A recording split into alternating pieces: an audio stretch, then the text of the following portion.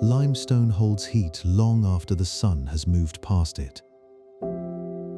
Across a stretch of lowland forest, stepped stone rises above the canopy, worn soft at the edges by centuries of rain.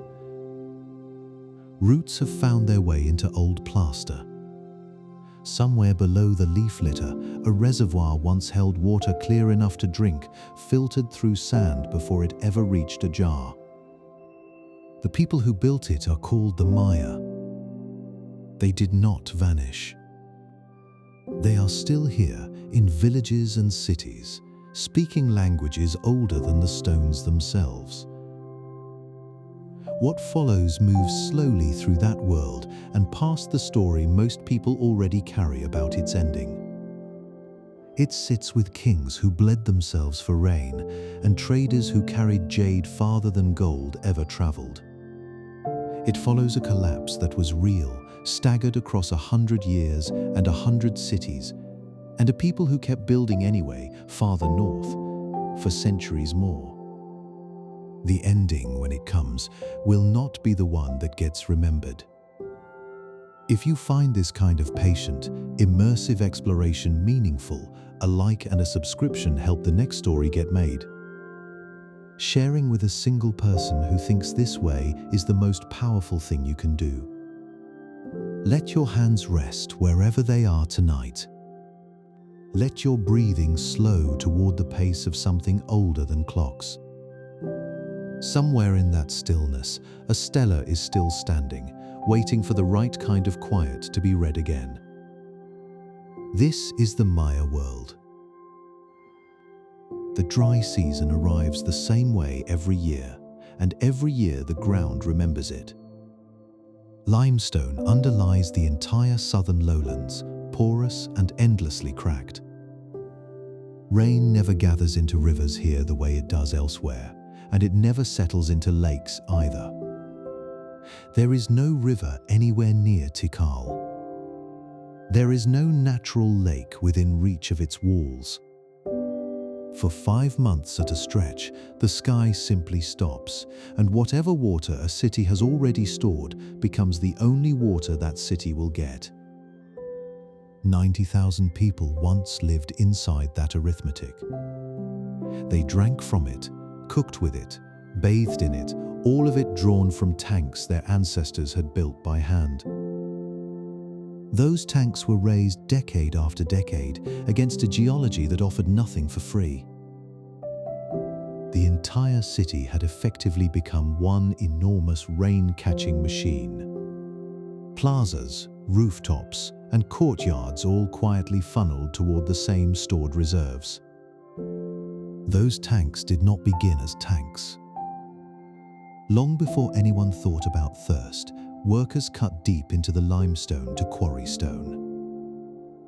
They needed it for the pyramids rising above them, and the digging left open pits scattered through the city.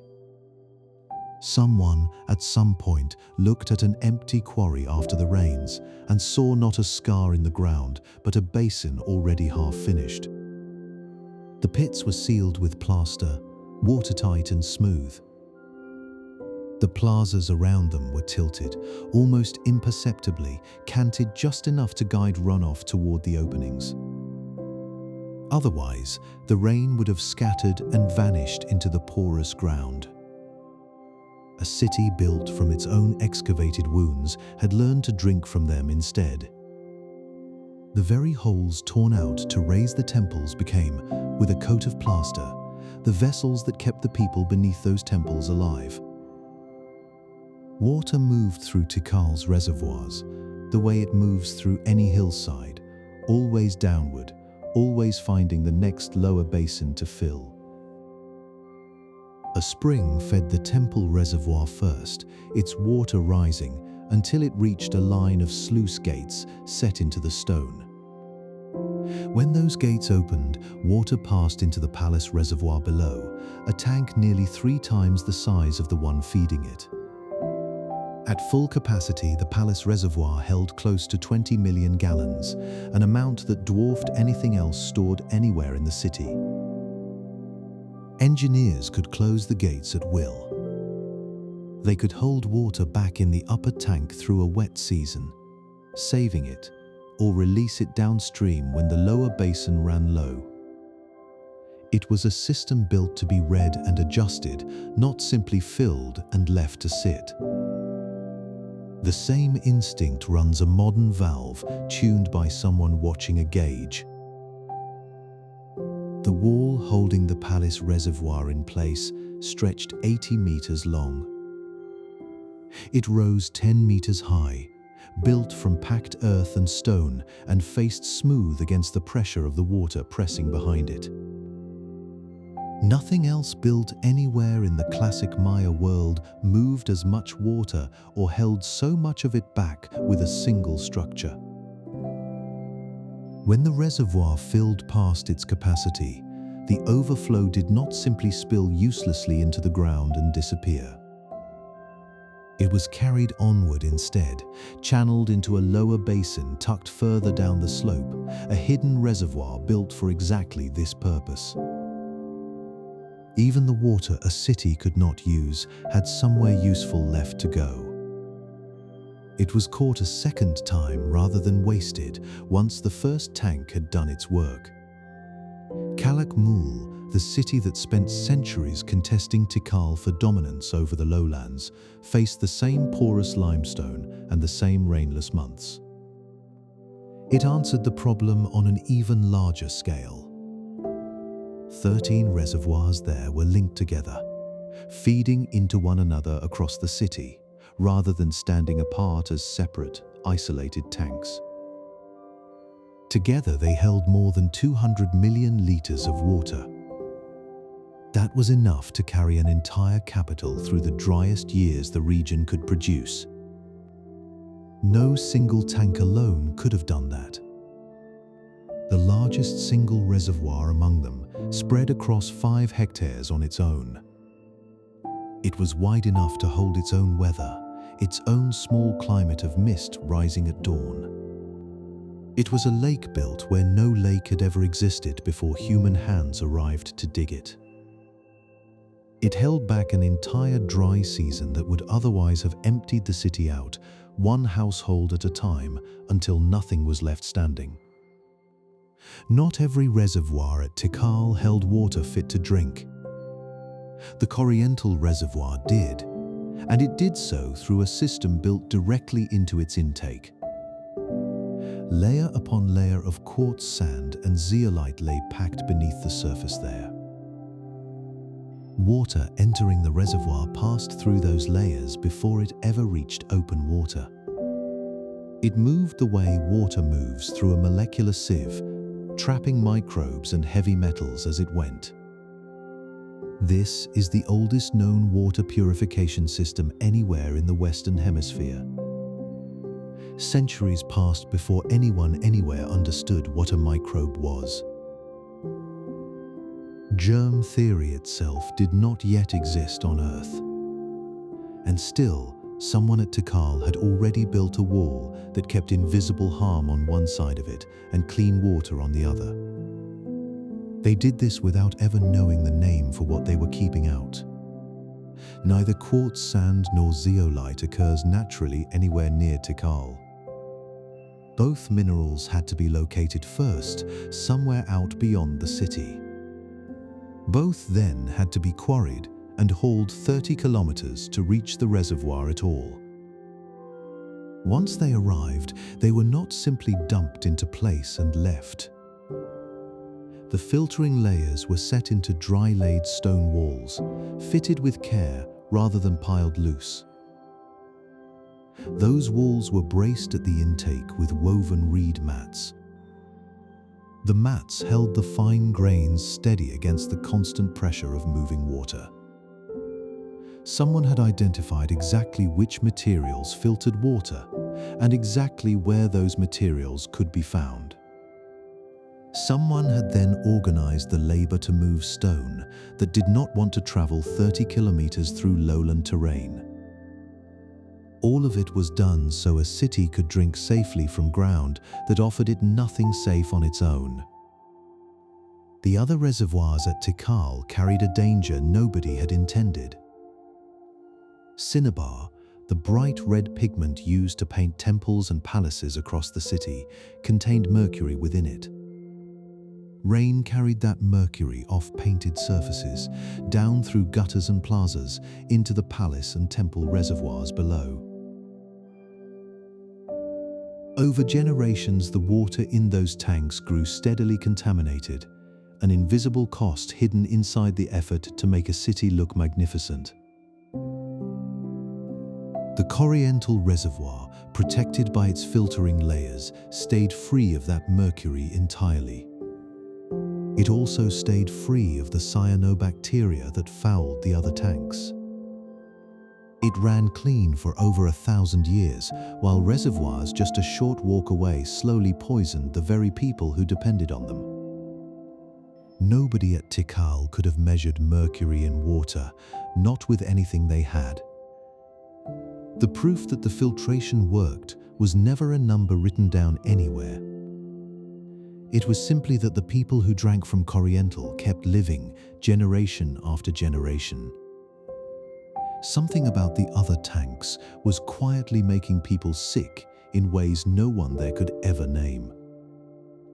At Karakol, a hillier city some distance from Tikal, the same dry season problem produced an entirely different answer. Engineers surveying the site with LiDAR, a form of laser scanning that strips away centuries of forest canopy in a single pass, found something unexpected. Instead of a handful of grand central tanks, they found agricultural terraces spreading across the hillsides in every direction. Beyond those terraces lay something closer to a sprawling garden city than a capital in the usual sense. Its structures and fields interwove across 200 square kilometers of carefully engineered terrain. Where Tikal had concentrated its water into a small number of monumental reservoirs, controlled from the center of the city, Karakol answered differently. It spread the same problem outward instead, across its entire landscape, hillside by hillside. That difference showed most clearly in how the water itself was actually held. Archaeologists have identified at least 1,590 separate household reservoirs scattered through Karakol. These were small tanks built and maintained by individual families rather than by any central authority ruling from above. Older models of Maya water management had assumed that control over water meant control over people. Whoever held the reservoirs, the theory went, held the city entirely in their grip. Karakol's households answered that old assumption on their own terms, quietly and without ceremony. Each family kept its own supply, filled by its own labor, independent of whatever the rulers controlled from the city's center. Not one shining central tank, but 1,000 small household ones scattered through the hills. It was a different model of power entirely. A raised white road runs arrows straight through the jungle, built by people who never used a wheel. It rises above the surrounding ground on a foundation of packed limestone rubble. A smooth plaster surface caps the stone, and once it gleamed pale against the green on either side. No cart ever rolled across it. No ox or horse ever pulled a load down its length. Every stone in its foundation, every basket of rubble arrived on someone's back or shoulders. It was carried by hand across distances a wheel would have made trivial and a Maya road made necessary instead. At Tikal, these roads served a second purpose that had nothing to do with travel. During the rainy season, the same raised causeways that carried foot traffic also held back the floodwater pooling across the city's low, swampy margins. A road built to move people through the wet months also kept the wet months from moving through the city. The two jobs were never separate. They were the same stretch of packed stone and plaster, doing both at once. A city with no rivers could not afford to build anything with only one use in mind. In the year 527, a stone inscription records the formal completion of the Mendes Causeway. The ceremony marking its finish was not a practical one, a simple acknowledgement that the work was done. It was called a road striking. The rite followed the same pattern used to consecrate a temple, performed with the same solemn attention given to a building meant to house a god. Whoever ordered that inscription carved understood a road the way they understood a shrine, as something built and then formally awakened, not merely finished. The distinction between infrastructure and sacred architecture, so obvious to a later mind, seems not to have existed here at all. A road that fed people and moved goods was worth the same ritual weight as a stone house built for the divine. The striking gave the road a kind of life it did not have while it was only stone and plaster underfoot. At Calakmul, the rival capital far to the north, the road network reached even further. One causeway stretched 24 kilometers to the southeast, a straight raised line cutting through forest and lowland alike. Another left the city in a different direction and crossed an entire swamp. On foot alone, that stretch of wetland would have been slow, unreliable, and seasonal, the ground shifting under each step and the distance stretching with it. The raised road made it neither. It carried traders and goods across ground that would otherwise have swallowed a full day's walk into mud. It connected Calakmul to cities that the swamp itself would have kept isolated. Without this one causeway, those cities might never have traded with the capital at all. A civilization without wheels had still solved, stone by stone, the problem the wheel exists to solve elsewhere. The same minds that engineered water and roads had already solved a harder problem, one with no physical shape at all. Maya mathematicians worked with only 3 symbols. A dot stood for 1. A bar stood for 5. A shape like a shell stood for nothing, for the absence of a quantity entirely. With those 3 marks alone, they built a working system of place value reaching into the millions.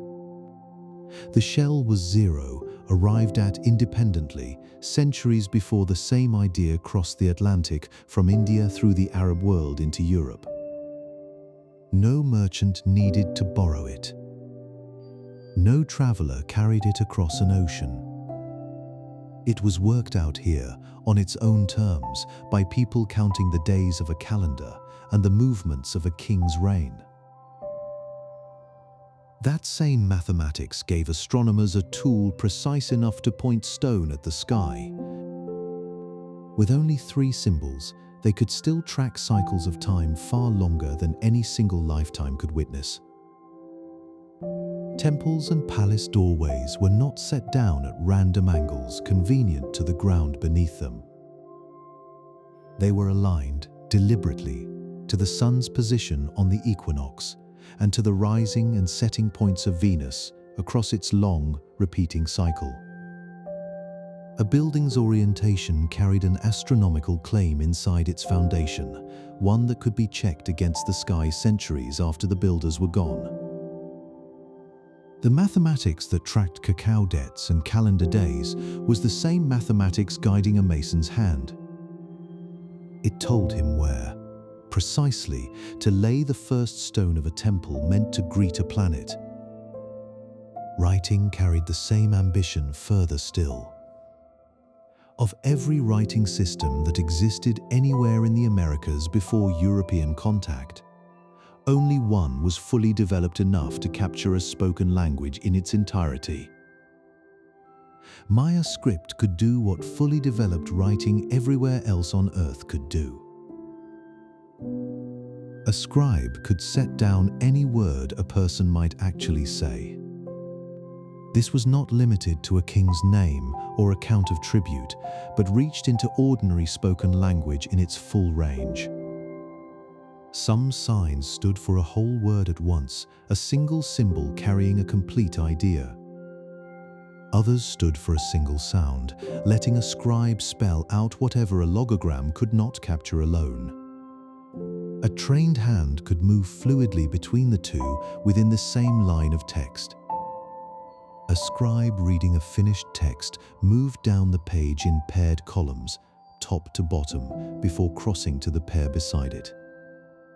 The script itself carried tricks built to make that reading smooth.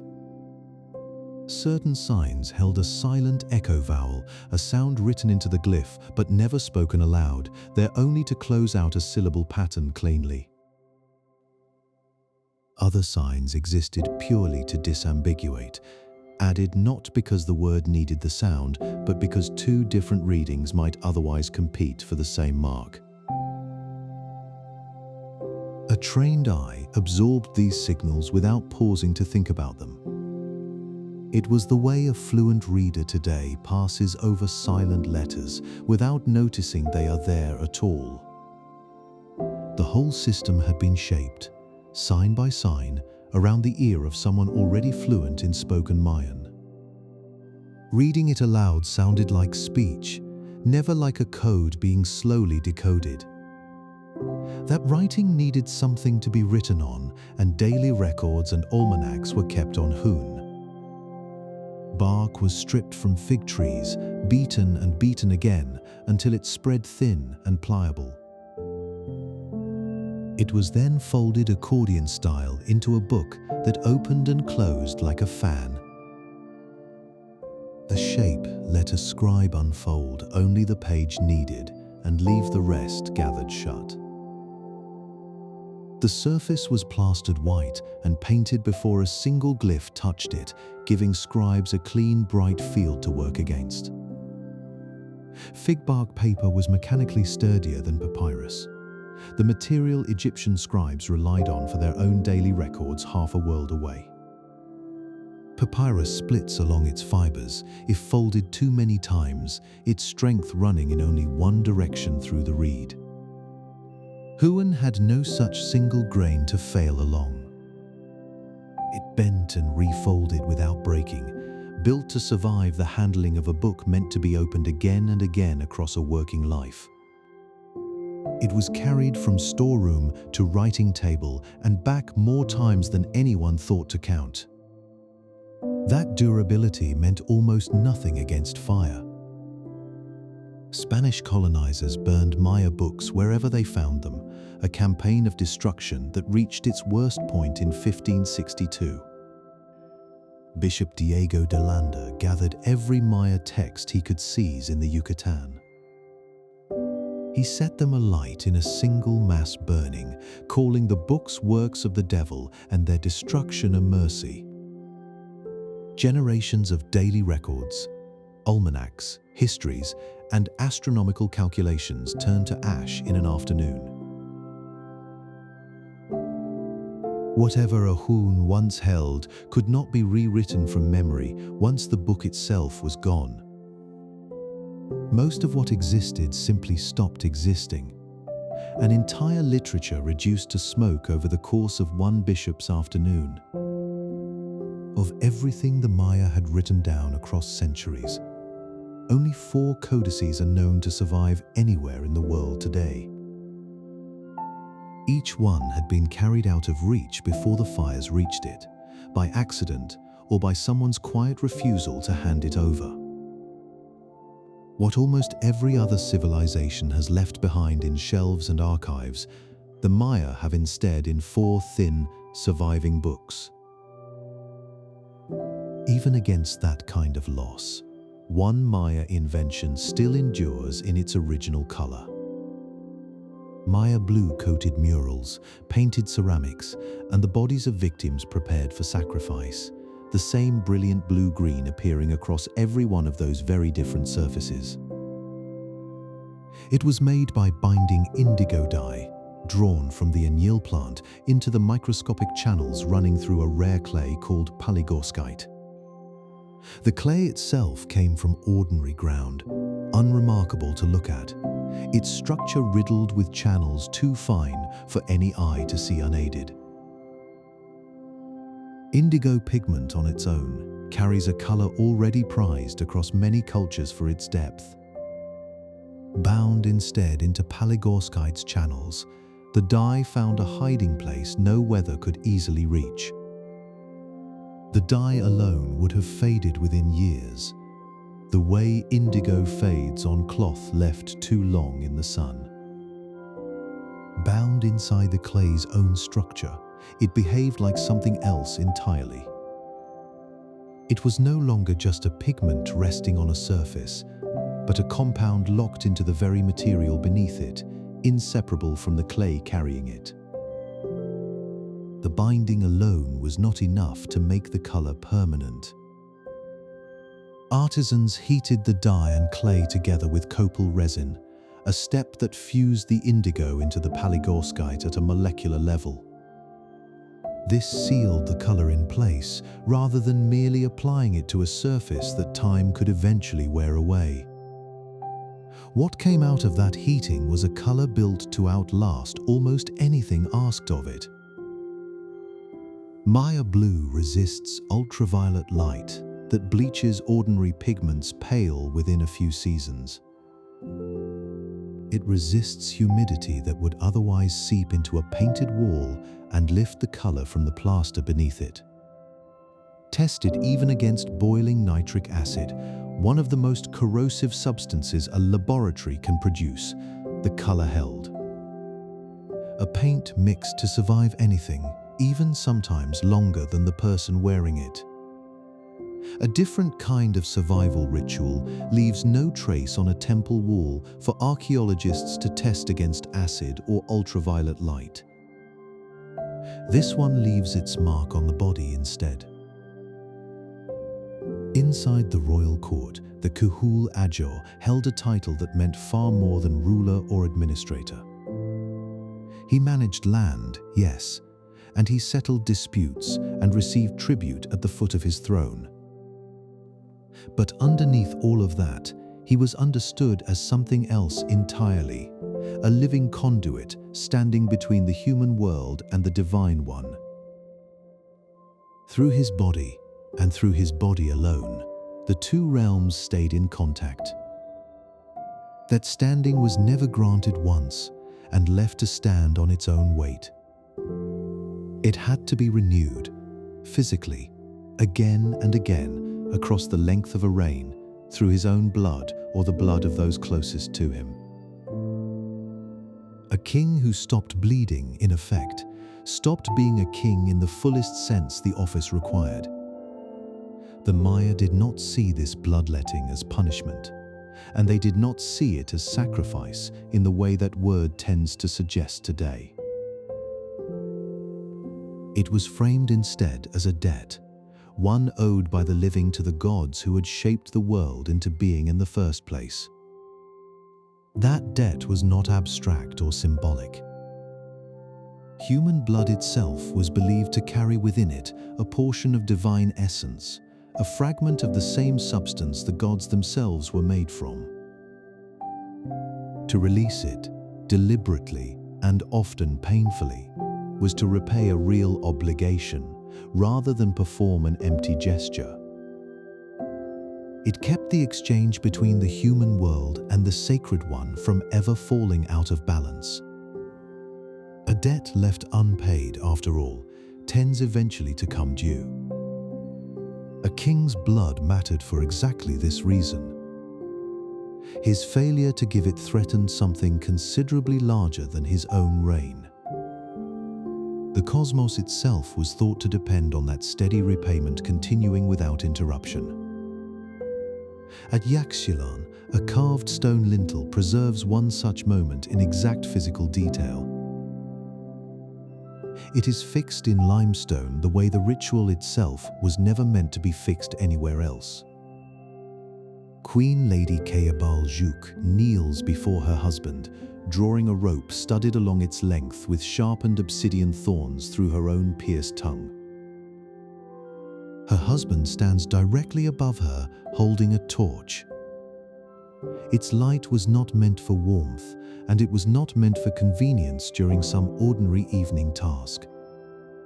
It was there to illuminate the ritual itself, positioned the way a lamp might be angled over something that needed to be seen clearly and remembered precisely. Blood falls from the thorned rope onto strips of bark paper laid out in a woven basket set beneath her on the floor. The stone carving does not soften any part of this scene. It renders the thorns, the rope, the falling blood, and the paper collecting it, all with the same careful, exacting attention. A sculptor gave that same care to a king's feathered headdress, or to the face of a god. The suffering was never treated as lesser subject matter than the splendor surrounding it. That basket of blood-soaked paper was never kept afterward as a relic to be displayed or preserved. It was burned. The smoke rising from that fire mattered as much as the fire itself. Smoke was one of the few things believed capable of moving freely between the human world and the world above it. Combined with the blood loss the Queen had already endured, that rising smoke was understood to open a passage. It was a passage the ordinary waking mind could never reach alone. Pain and physical exhaustion were not incidental discomforts attached to the ceremony, tolerated only because tradition demanded them. They were its actual mechanism. They were the specific means by which a trance state became possible at all. The body's own depletion served as the doorway into whatever waited on the other side of it. It was a threshold that had to be paid for in the Queen's own strength before it would open to anyone. What waited is carved directly above the Queen on that same Yaxchilan lintel, continuing the story upward from where her ritual leaves off. A massive serpent rears up out of the rising smoke, its jaws stretched open wide. From within that opening, an armed ancestral warrior emerges, fully formed, as though stepping through a door sealed until this exact moment. This was never treated as a symbol standing at a polite, comfortable distance from the event it represented. The carving presents the vision as a literal breach, a physical tear in the boundary separating the living world from the realm of ancestors and gods. That boundary was torn open by nothing more than what one queen's blood on one particular evening had gone ahead and purchased. Stone, in this telling, does not merely depict the supernatural arriving.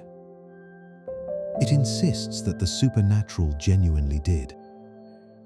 Bloodletting was a private debt, paid in a king's own body, mostly out of sight of his subjects. Capturing and publicly executing a rival king was something else entirely. It was a debt collected in full view of everyone who mattered. Maya glyphs record this act under its own name, the Axe event. It carried more prestige than almost anything else a ruler could achieve in a lifetime on the throne. Bloodletting proved a king's willingness to suffer for the gods. The Axe event proved something more dangerous to broadcast than that. It proved his own gods had chosen him over another king's gods, decisively in a contest neither side could walk away from unresolved. There was no partial victory available in this kind of contest. One king's claim to divine favor was affirmed only by the total collapse of the others, staged publicly enough that no one watching could later pretend otherwise. In the year 738, the king of Copan rode out to face exactly that kind of contest. He lost it in the worst possible way a king could lose anything. He was captured not by a foreign army arriving from some distant, unfamiliar direction. He was captured by his own former vassal, a lord who ruled the smaller city of Quiriguá and had once answered directly to him. That lord had him executed by decapitation, ending the reign in the single most public and permanent way available. What followed was not silence or discretion on Quiriguá's part, the kind a smaller power might have chosen to avoid provoking further retaliation. The new ruler had the entire event carved into his own city's monuments in exacting detail. It stood as proof that Quiriguá now ruled itself as an independent power, rather than remaining subordinate to Copan. A king's death in this telling was never treated as a tragedy to be softened or minimized. It became a founding document instead, cut into stone specifically so that it could never be forgotten or quietly explained away by whoever came after. This particular form of violence was not invented by Copan's enemies for the occasion. It reenacted a story every Maya listener would already have known by heart. That story was the central episode of the Popol Vuh, in which the hero twins are beheaded during the Underworld ballgame. They return from that death hole, restored and victorious over the lords who had killed them. A king's real execution echoed a myth that was never only about defeat. It was a myth that led, eventually, toward resurrection and triumph on the other side of it. Carving a captured king's death into stone was never cruelty performed simply for its own sake. It placed one specific historical defeat inside a much older and more forgiving pattern. Death on the ball court had never been guaranteed to be the final word on anything. At Yaxchilan, the carvings make this connection explicit rather than leaving it merely implied for the viewer to work out. Real ballgame victories recorded there are shown linked directly to the twins' Underworld contest. The stone treats an ordinary game played on packed earth as continuous with a myth playing out somewhere beneath the world entirely. Losing captives in these games did not simply walk away afterward to resume their lives. Some were bound at the wrists and rolled bodily down the steep steps of a temple. The fall itself became part of the punishment rather than merely its aftermath. Others were executed directly on the stone markers set into the ball court floor. Their deaths were recorded permanently at the exact spot where the game itself had already been lost. This bound the myth and the killing into a single physical location, one a city's people would walk past for generations. What remained afterward did not stay hidden either, tucked away from ordinary daily life. The severed heads of high-status captives were displayed on wooden racks, built specifically to hold them upright where they could be seen. These stood in places a city's own people and any visiting rivals passing through would encounter clearly and often. Some heads were not racked at all but carried instead, strung onto belts. They were worn by the victorious king or his warriors as personal trophies of the contest they had won. This was never treated as secret shame or as some regrettable necessity kept quietly out of view. A rack of skulls stood as open proof that a king still had the gods on his side. That same proof, a few streets away, had nothing to do with the marketplace doing business as usual.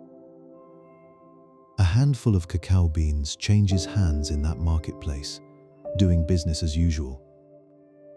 No coin passes between the two palms. No official stands nearby, recording the exchange for some distant treasury. For a long time, historians looking at scenes like this assumed they were watching tribute in motion. They pictured goods flowing upward toward a king who owned everything beneath him. What the beans themselves show is something closer to an ordinary transaction, one stranger paying another for something they actually wanted. The classic Maya economy ran on commodity money, changing hands at every level of society. There was no coinage stamped by any single authority, and no single direction the goods were required to flow. Tribute climbing toward a throne was only part of the picture. Underneath it, an entire second economy moved sideways, between neighbors, farmers, and travelers who owed a king nothing at all. Cacao itself explains why the beans were trusted enough to serve that purpose in the first place. The tree is fussy about where it will grow, needing shade, humidity, and rich soil that the biggest lowland cities simply did not have. Every bean spent in a Tikal marketplace had already traveled from some more distant, more fertile microclimate suited to raising it. That distance gave the crop scarcity, and scarcity gave it the kind of steady, reliable value a currency needs to function. A farmer near the coast tending cacao trees was, in effect, tending a currency that cities inland could never grow for themselves. The bean itself carried its own worth, the way a coin carries the stamp of some distant authority. Here the authority behind the value was simpler. It was only the difficulty of growing the thing at all. By the time the classic period was underway, that scarcity had hardened into something closer to real money. It circulated for its own sake, rather than sitting stored away in some royal granary. Cacao paid soldiers standing guard at a city's edges. It settled debts between neighbors and paid for goods laid out across a market stall. It moved through ordinary hands with the same ease coin moves through a modern pocket. Part of what kept it moving instead of pooling in one household was the bean's own nature, since cacao spoils within about a year of harvest. A merchant holding on to beans too long was not hoarding wealth. He was watching it rot in his own storeroom. That decay forced a kind of honesty on the whole system. The smarter choice was always to spend the beans and let them circulate onward. Sitting on wealth that would simply spoil made no sense to anyone holding it. That circulation needed structure once the sums involved grew large enough to lose count of by eye. A precise accounting system took shape around the bean itself, turning loose piles into countable units a trader could work with quickly. 400 beans made up a single zontal. 8,000 beans, 20 zontals together, formed a shiquipill. 3 of those ziquipill, 24,000 beans in total, made up a kaga, the largest unit in ordinary use. A trader moving goods across several cities could speak in kagas and shiquipill the way a modern merchant speaks in cases and pallets. Both parties in the exchange understood exactly what was meant. Neither one needed to count out a single bean by hand in the middle of the transaction. The unit itself carried the trust the counting would otherwise have had to earn, deal after deal, city after city. Colonial-era records preserve just how granular that system could get, right down to the price of small, everyday purchases. A single rabbit cost about 10 beans. A Spanish silver peso, once that currency entered the picture after conquest, was valued at roughly 320 beans by comparison. It was a precise enough exchange rate that both systems could sit side by side in the same market stall. That kind of precision only holds up in a system people actually trust. The clearest proof of that trust is what happened when someone tried to break it. Counterfeiters learned to hollow out cacao husks, empty of the valuable seed inside, and quietly refill them with packed dirt to pass at market. The trick worked only because everyone else assumed a husk in hand meant a bean of real value inside it. That was the same quiet faith that makes any currency worth anything at all, whether it is a bean, a coin, or a printed note. Jade moved through this same world of value, but on an entirely different register than a pocketful of spendable beans. Among the Maya, jade outranked gold outright, prized above every other material a person could own or be buried with. It came from a single valley in eastern Guatemala, a restricted source that made every finished piece traceable back to one tightly controlled place of origin. Gold had no comparable weight in Maya thought. It carried no story explaining why it deserved to matter above any other stone pulled from the ground. Without that story, it stayed ordinary, a bright metal and nothing more. Jade carried that story fully, a value built from meaning rather than rarity alone. That meaning put it above any metal a Spanish conquistador would later arrive expecting to find waiting for him instead. Jade was never simply valuable the way a hoarded metal is valuable, locked away for its scarcity alone. The Maya considered it a living stone, cool to the touch even under a hot sun, hard enough to hold an edge across generations. Its blue-green color was tied directly to breath, to water, and to the sprouting of new maize pushing up through dark soil. A piece of jade was not admired the way a modern collector admires a gem behind glass. It was understood as something closer to alive, carrying inside it the same essence that moved through a growing plant or a living lung. Coolness itself meant something in that understanding. A stone that stayed cool in the heat seemed to hold water within it. That water was the same water a field needed to bring maize up out of the ground. The color reinforced the idea further, blue-green sitting exactly between the color of water and the color of a young cornstalk. Nothing about the stone was decorative first and meaningful second. The meaning came before the beauty, and the beauty followed from it. That belief shaped how the stone was worked and what became of it once a person died. Cutting jade required specialized labor since the stone resists ordinary tools. It yielded only to patient work with string saws and abrasive powders. These were dragged back and forth for hours at a time by hands that knew exactly how much pressure the stone could take. A finished piece, once it existed, carried the weight of that labor inside its polish. Every smooth surface was the result of someone's patient hours, spent wearing the stone down by degrees. When someone died, a worked piece of jade was placed in their mouth, meant to capture the breath, leaving the body in its final moment. The stone held what the body could no longer hold. Afterward, these pieces were rarely buried and forgotten alongside their owner. They passed down instead as heirlooms, carrying both a family's wealth and a small piece of someone already gone. They were held and worn by hands that had never known the person whose breath the stone once caught.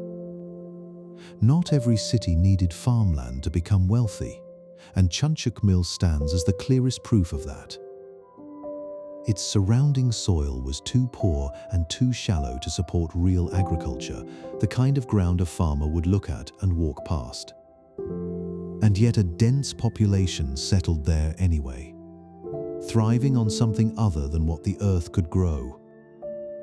What sustained them instead was trade itself, goods moving through the city rather than crops rising from around it. Soil tests taken at the site confirmed this in a way no written record could. Phosphorus levels at Chunchuk Mill's old market plazas measure 40 times normal. The signature comes from decades of fish, meat, and produce changing hands on the same patch of ground over and over. The earth itself remembered the market long after the market was gone. Obsidian tells a different piece of the same story. The volcanic glass needed for the sharpest tools and blades does not occur anywhere in the limestone lowlands. Every piece a lowland city used had to arrive from somewhere else entirely, carried in by people willing to move it across serious distance. Some of that journey happened by water, in massive dugout canoes with thatched roofs built to shield both cargo and paddlers from sun and rain alike. These canoes rode heavy with stone, so every paddle stroke counted. A canoe loaded with obsidian moving along the coast represented real planning. It followed a route someone had already learned and trusted enough to repeat, season after season. The coastline itself offered no shortcuts to a heavy, fragile cargo like glass, so the route mattered as much as the canoe carrying it. The distances involved were not small ones, and neither was the organization behind them. Obsidian reached the lowlands from named highland quarries more than 1,000 kilometers away, a journey too long and too demanding for casual, occasional trading. It arrived not as raw stone, hacked straight from a quarry wall, but as pre-processed cores already reduced and shaped for easier transport and later use. That single choice, made far upstream of any lowland city, reveals an organized industry working behind the obsidian trade. Someone at the quarry had already decided what the material needed to become before it ever left the highlands. They shaped it for the journey ahead, rather than leaving that work for whoever received it at the far end.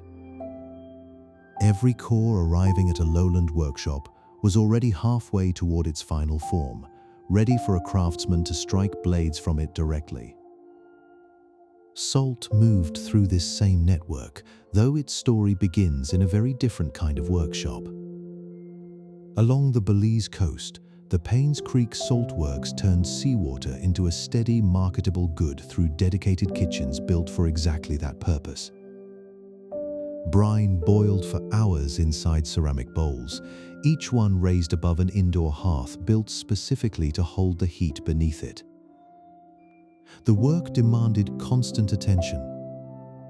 Someone tended the fire and the rising steam through the length of an entire evening. They watched water disappear, slowly, until salt began to gather at the bottom of the bowl. It formed crystal by crystal in a process no one could rush without ruining the entire batch. The fire needed to stay steady for as long as the boiling took. That meant someone stayed close beside it the whole time, feeding it fuel and watching the level in the bowl. Getting the salt out required destroying the very bowls that made it. Once the brine had boiled down to solid cakes, workers broke the ceramic vessels open to free what had formed inside them. The broken pottery from this process, known as briquettage, makes up 98% of everything found at these sites. It forms a debris field built entirely from tools sacrificed for the good they helped create. The finished cakes were carried inland by canoe from there, bound for cities like Luba Anton that had no coastline of their own. Those cities had no way to make their own salt. Salt from a boiling kitchen, jade carved far away, obsidian from mountain quarries, cacao beans traded hand to hand in a shaded market stall. All of it eventually arrived at someone's actual kitchen. One particular kitchen on one particular evening, the very night everything stopped. Corn sits half-ground on a stone slab. A bowl waits for water that never gets poured. Somewhere close by, underground magma has already met a river it was never supposed to touch. The meeting happened without warning, deep beneath the Loma Caldera volcano. It was a low rise of earth the villagers of Joya de Cerén had lived beside for generations. They had no name for the danger sleeping under it. Water turns to steam the instant it meets molten rock, and steam has nowhere to go but up. It goes up violently, carrying ash and broken stone with it. The eruption came around the year 660. It rose from below rather than from any visible crater the villagers could have watched or feared. There had been no mountain to keep an eye on, no plume to notice building. Within minutes, the sky over the village had gone the color of a storm that would not break as rain. What fell instead was ash, and it did not fall gently.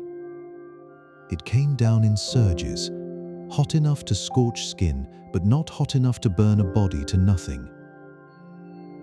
Layer buried layer within a matter of hours, sealing the village where it stood. Most disasters of this kind leave archaeologists only ruins, a slow accumulation of collapse and decay spread across years or decades.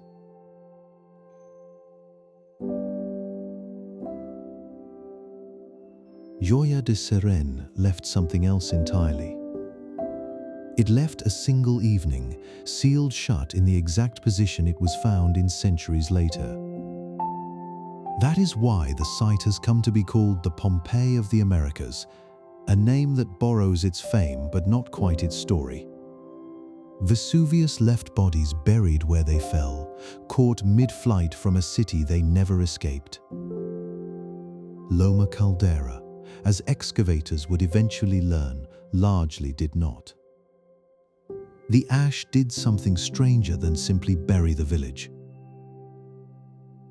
It hardened around anything organic before that material had time to rot away. Only afterward did the wood, the fiber, the woven grass actually decay, leaving a perfect empty space behind inside the hardened shell. Archaeologists learned to pour plaster into those voids the way a mold is filled. What came out were the exact shapes of things that no longer existed at all. A thatched roof emerged this way, its individual palm fronds still distinguishable one from another. A woven basket emerged whole, its weave pattern legible after 14 centuries underground. A sleeping mat came back too, still holding the impression of where it had last been unrolled.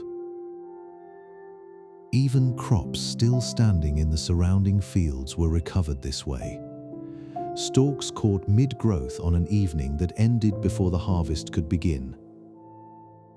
One exact evening of ordinary life, ash cast and returned intact after 1400 years of silence. The people living that evening did not live inside a single room.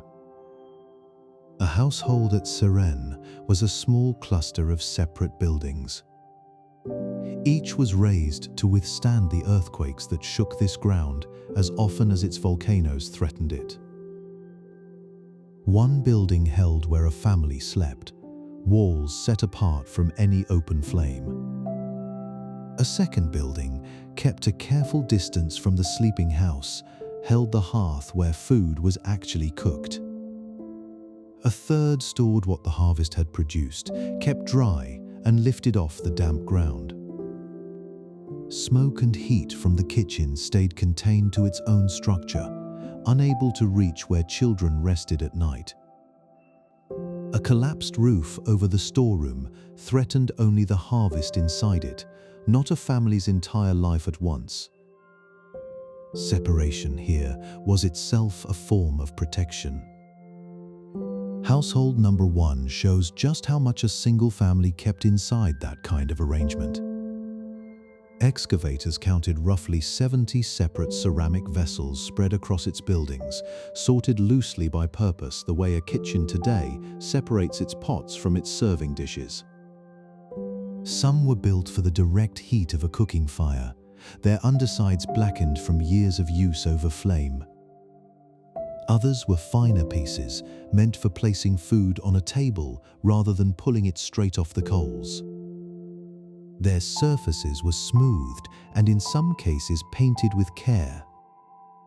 Still others held no food at all in the moment they were sealed inside the ash. They existed purely to store grain or seed dry through an entire season of rain. 70 vessels in one ordinary household is not the inventory of bare survival. It is the inventory of people who cooked with variety, who served meals with real attention, and who planned their stores months beyond any single evening's meal. One building in the village belonged to no single family at all. Structure 10 was raised for the whole community, a hall built for gathering the way a household building was built for sleep. Excavators found a painted headdress inside it, the kind kept for ceremony rather than for any daily task. Stores of pigment sat nearby, ready for whatever occasion called for them next. The building's most telling feature was not decorative, but architectural.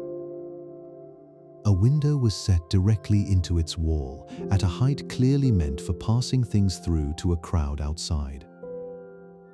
Feasts in this village were not private meals held behind closed doors among a few families. They were organized, provisioned events, with food handed out to a gathered crowd through an opening built for that exact purpose. Sustaining something like that took planning that reached well beyond any one household's own hearth. A smaller building nearby held something more private and easily missed by anyone not looking closely.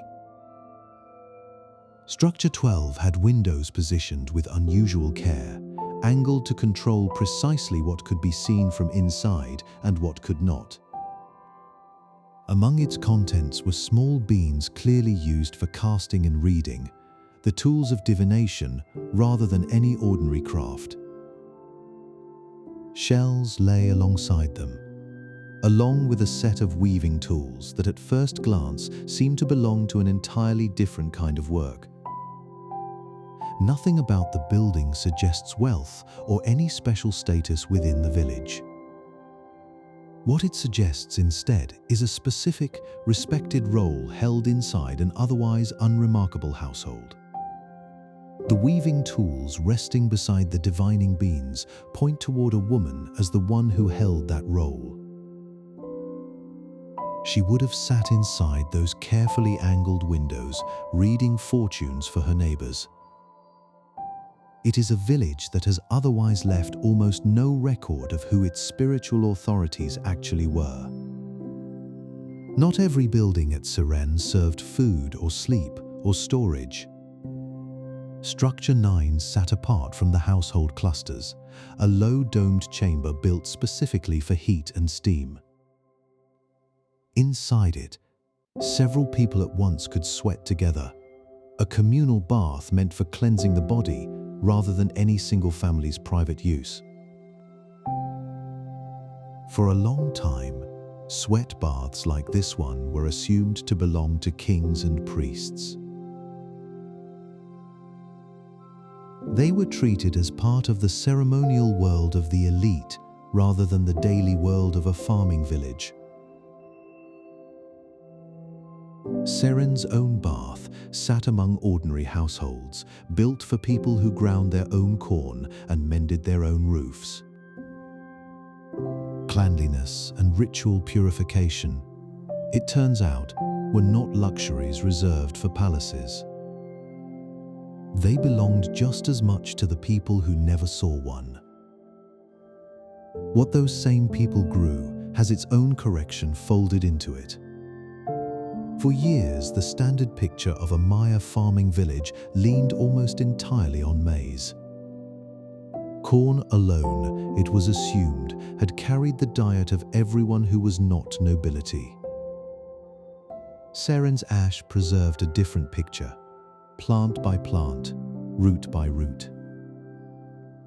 Plaster poured into the empty spaces left by decayed roots revealed real kitchen gardens planted close beside the homes themselves. Guava trees stood there. So did avocado and cacao and stands of agave grown as much for its tough fiber as for anything edible. None of this was accidental scatter. It was cultivation, deliberate and varied, tended within easy reach of the kitchen door rather than out in some distant field. The maize-only myth of the milpa, as archaeologists came to call it, did not survive contact with what the ash had actually kept intact. The fields further out told a related story, one about a harvest that never made it to market. Excavators found an entire crop of manioc still in the ground, roughly 10 tons of tubers pulled from the earth mere days before the eruption came. Manioc root can survive a drought that would wither a stand of maize outright, holding its starch underground long after rain has stopped falling. Its presence here in such quantity was not incidental farming. It was insurance. People who planted it understood exactly how fragile a maize harvest could be in a bad year. They hedged that risk deliberately, choosing a crop built to survive conditions maize simply could not. 10 tons is not a garden plot grown for variety on the side. It is the scale of a household or several households together, treating drought itself as a certainty worth planning for rather than a misfortune to hope past. Long before anyone wrote the word insurance down, the people of Cerén were already practicing it in the ground beneath their feet. Warning came before the ash did, though not by much. An earthquake shook the ground first, followed by blasts of scalding steam breaking through the earth ahead of the main eruption. Villagers had minutes, not hours, to react to signs they had likely never seen before in their lives. What they left behind shows exactly how they spent that narrow window. Meals sat half-eaten on the tables where they had been interrupted mid-bite, bowls still holding food no one returned to finish. Tools lay already gathered and stowed for the evening, put away in the ordinary rhythm of a day about to end. Nothing was scattered in the panic of a sudden run. That contrast matters. It means the earthquake gave enough warning for the evening's routine to finish first. Tools were set down in their proper place before the steam and the ash forced anyone out the door. There had been just enough warning to run. There had not been enough warning to pack, and the difference between those two things is legible in everything the ash preserved undisturbed. For more than 40 years, archaeologists worked this site without finding a single human body.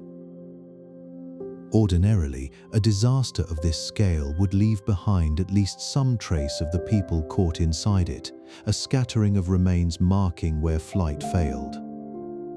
Cerén offered nothing of the kind, decade after decade of careful excavation, turning up pottery and roofs and gardens, but never a person. Excavators dug through household after household, structure after structure, always finding the objects of daily life frozen in place and never once a body among them. The absence itself became the evidence.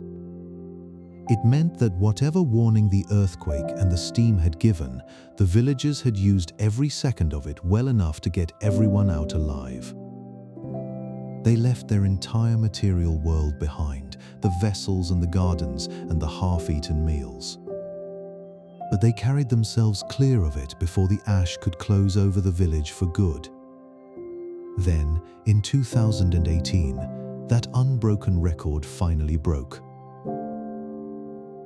A single skeleton turned up in the excavated ground, the first human remains the site had ever produced in decades of digging. For a moment it seemed to threaten everything the absence had implied about that one evening in 660. Closer study of the bones and the layer they rested in told a different story. The skeleton dated to a disaster more than a century earlier, an entirely separate eruption that had nothing to do with the night everyone else had escaped. It belonged to an older layer of ash altogether, laid down long before Loma Caldera ever stirred. The evacuation the ash had seemed to prove all along turned out to be exactly what it looked like. One skeleton finally found, but from a different disaster entirely, a century before this one. That longer story's actual beginning does not start with kings or cities at all. It starts with paint on a wall in a small ceremonial room, centuries before anyone had heard of Tikal. At a site called San Bartolo, murals cover the plaster in colors that have somehow held since before the birth of Christ. A carved text sits alongside them, dated to somewhere between 300 and 200 years before the Common Era. Nothing else securely dated from anywhere in the Maya world reaches back that far in writing. The murals do not depict farming or trade or the ordinary texture of daily life. They show two young men locked in the middle of a myth, caught in poses that would still be recognizable 1,000 years later. These are the hero twins, the same figures who would eventually appear on temple walls and painted pottery across the entire lowlands, already fully formed this early. A civilization that had barely begun building its great cities had already finished building its stories. The same walls hold something else, painted just as carefully. Alongside the hero twins, the San Bartolo murals depict a king receiving his crown, the mythological moment where divine kingship itself is said to begin. This is not a record of one ruler's coronation. It is a claim about where kingship comes from at all, painted at the root of Maya civilization rather than somewhere along its branches. The idea that a king stood between the human world and the divine one was already being told as sacred history. It was an idea that would go on to organize politics for the next 1,000 years. It existed before most of the cities that would live by it were ever built. European contact was still more than 1,700 years away. The Maya were not slowly working their way toward the concept of a god-king. They arrived at it early and then spent the rest of their history building cities to hold it. 90 kilometers from that small painted room, the ground itself carries a record just as old, though it took modern lasers to read it. Sweeping over the Mirador Basin, LIDAR mapping revealed something no one walking through the jungle canopy above it could have guessed. Nearly 1,000 separate settlements once stood there, connected to each other by raised causeways stretching a combined 177 kilometers. The causeways did not simply link neighboring villages in a loose scatter. They were organized into 6 distinct tiers, a hierarchy running from modest hamlets up through regional towns to a handful of true capitals. Someone had planned this. Not a single road built when a need arose, but an entire connected system, engineered as one continuous idea across a basin larger than many modern cities. The jungle now covers all of it, but for centuries this was the most connected landscape in the Maya world.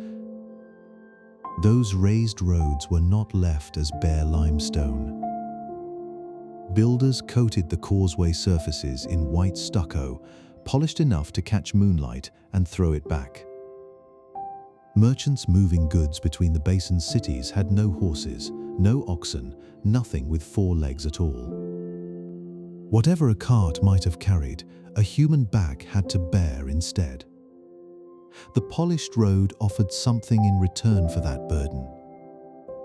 It stayed cool enough underfoot to walk in the hours when the tropical sun was not baking the stone. Travel by night, across a landscape without wheels or draft animals, becomes far less strange once the road itself is built to make that hour usable. The stucco was not decoration.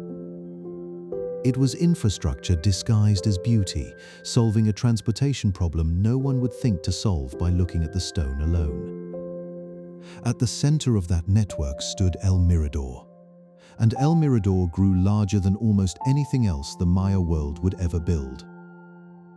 At its height, the city may have housed as many as 200,000 people. That was a population the region would not see matched again for centuries. Its greatest structure, a pyramid called La Danta, did not rise as a single tower reaching for height alone. It followed a triadic design, 3 temples grouped together atop a shared base. The shape was meant to echo the 3 hearthstones the Maya believed had anchored the world at creation. The mountain was not just large. It was built to be a diagram, a piece of cosmology rendered in cut limestone. It rose large enough to be seen from the surrounding jungle for miles in every direction. The scale of La Danta becomes clearer only in comparison, and the comparison is not a flattering one for Egypt. By total volume, La Danta contains more fill than the Great Pyramid of Giza, a claim that sounds impossible until the labor behind it comes into view. There were no cranes, no wheeled carts, no animals bred for hauling weight. Crews of 12 men at a time shouldered blocks weighing up to 1,000 pounds. They carried them up ramps built specifically for the purpose, 1 load at a time, for years. Multiply that single image by the number of loads a structure this size would require. The total labor invested runs into millions of individual days of human effort. No machine lifted any of it.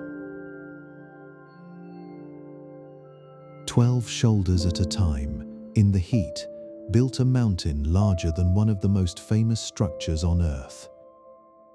That longer story's actual beginning does not start with kings or cities at all. It starts with paint on a wall in a small ceremonial room centuries before anyone had heard of Tikal. At a site called San Bartolo, murals cover the plaster in colors that have somehow held since before the birth of Christ. A carved text sits alongside them, dated to somewhere between 300 and 200 years before the Common Era. Nothing else securely dated from anywhere in the Maya world reaches back that far in writing. The murals do not depict farming or trade or the ordinary texture of daily life. They show 2 young men locked in the middle of a myth, caught in poses that would still be recognizable 1,000 years later. These are the hero twins, the same figures who would eventually appear on temple walls and painted pottery across the entire lowlands, already fully formed this early. A civilization that had barely begun building its great cities had already finished building its stories. The same walls hold something else, painted just as carefully. Alongside the hero twins, the San Bartolo murals depict a king receiving his crown, the mythological moment where divine kingship itself is said to begin. This is not a record of one ruler's coronation. It is a claim about where kingship comes from at all, painted at the root of Maya civilization rather than somewhere along its branches. The idea that a king stood between the human world and the divine one was already being told as sacred history. It was an idea that would go on to organize politics for the next 1,000 years. It existed before most of the cities that would live by it were ever built. European contact was still more than 1,700 years away. the Maya were not slowly working their way toward the concept of a god-king. They arrived at it early and then spent the rest of their history building cities to hold it. 90 kilometers from that small painted room, the ground itself carries a record just as old, though it took modern lasers to read it. Sweeping over the Mirador Basin, LiDAR mapping revealed something no one walking through the jungle canopy above it could have guessed. Nearly 1,000 separate settlements once stood there, connected to each other by raised causeways stretching a combined 177 kilometers. The causeways did not simply link neighboring villages in a loose scatter. They were organized into 6 distinct tiers, a hierarchy running from modest hamlets up through regional towns to a handful of true capitals. Someone had planned this. Not a single road built when a need arose, but an entire connected system, engineered as one continuous idea across a basin larger than many modern cities. The jungle now covers all of it, but for centuries, this was the most connected landscape in the Maya world. Those raised roads were not left as bare limestone. Builders coated the causeway surfaces in white stucco, polished enough to catch moonlight and throw it back. Merchants moving goods between the basin's cities had no horses, no oxen, nothing with 4 legs at all. Whatever a cart might have carried, a human back had to bear instead. The polished road offered something in return for that burden. It stayed cool enough underfoot to walk in the hours when the tropical sun was not baking the stone. Travel by night across a landscape without wheels or draft animals becomes far less strange once the road itself is built to make that hour usable. The stucco was not decoration.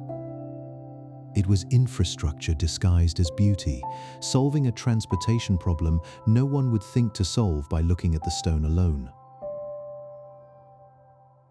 At the center of that network stood El Mirador, and El Mirador grew larger than almost anything else the Maya world would ever build. At its height, the city may have housed as many as 200,000 people. That was a population the region would not see matched again for centuries. Its greatest structure, a pyramid called La Danta, did not rise as a single tower reaching for height alone. It followed a triadic design, 3 temples grouped together atop a shared base. The shape was meant to echo the 3 hearthstones the Maya believed had anchored the world at creation. The mountain was not just large. It was built to be a diagram, a piece of cosmology rendered in cut limestone. It rose large enough to be seen from the surrounding jungle for miles in every direction. The scale of La Danta becomes clearer only in comparison, and the comparison is not a flattering one for Egypt. By total volume, La Danta contains more fill than the Great Pyramid of Giza, a claim that sounds impossible until the labor behind it comes into view. There were no cranes, no wheeled carts, no animals bred for hauling weight. Crews of 12 men at a time shouldered blocks weighing up to 1,000 pounds. They carried them up ramps built specifically for the purpose, 1 load at a time, for years. Multiply that single image by the number of loads a structure this size would require. The total labor invested runs into millions of individual days of human effort. No machine lifted any of it. 12 shoulders at a time in the heat built a mountain larger than one of the most famous structures on Earth. Feeding a city that size meant solving a problem the jungle itself did not offer any easy answer to. Around El Mirador, low ground turned to swamp for much of the year, useless for planting in its natural state. Pre-classic farmers reshaped it anyway. They cut channels through the wetland and piled the dredged muck into raised beds, floating gardens called chinampas. The soil on those beds ran richer than the surrounding ground, concentrated there by hand, one basket of mud at a time. Alongside the gardens, they built corrals, penning turtles and dogs as a steady source of meat in a landscape without cattle or pigs to raise. None of this happened by accident or slow drift. The basin around Mirador became an intensively engineered food system, swamp and forest reshaped on purpose to keep 200,000 people fed through every season. That same engineering carried the seed of its own undoing, and it started with something as ordinary as plaster. Every temple, every causeway, every gleaming white surface across the Mirador basin required limestone burned down into lime. Burning limestone at that scale demanded enormous quantities of wood.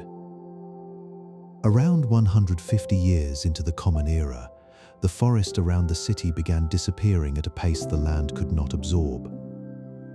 Trees that had held the thin tropical soil in place for centuries came down faster than new ones could take root.